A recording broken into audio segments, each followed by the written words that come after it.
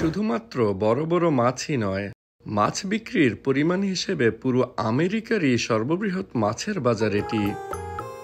প্রায় 4 লক্ষ বর্গফুট জায়গা নিয়ে তৈরি এই বাজার পৃথিবীরই দ্বিতীয় বৃহত্তম মাছের বাজার।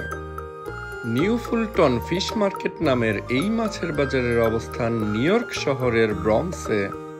যে শহর কখনোই ঘুমায় না, প্রমাণ করতেই যেন মাছের এই বাজার খোলা থাকে শুধুমাত্র রাত 2টা থেকে সকাল 7টা পর্যন্ত।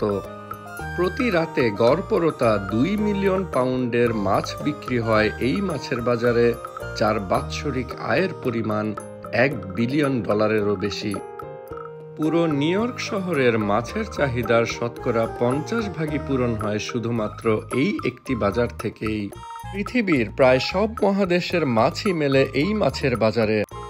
মূলত পাইকারি বাজার হলেও যে কেউ এখানে এসে খুচরা হিসেবেও কিনে নিতে পারেন পছন্দসই যে কোনো মাছ।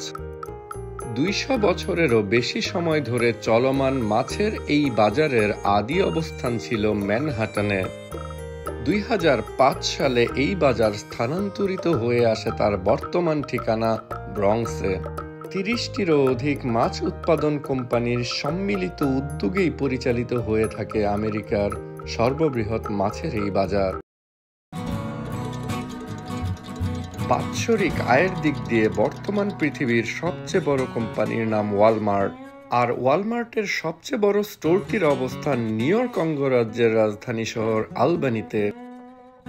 পৃথিবীর সবচেয়ে বড় ওয়ালমার্টের সেই স্টোরটি সম্পর্কে জানতে দেখে নিতে পারেন অন্যরকম চ্যানেলের এই ভিডিওটি।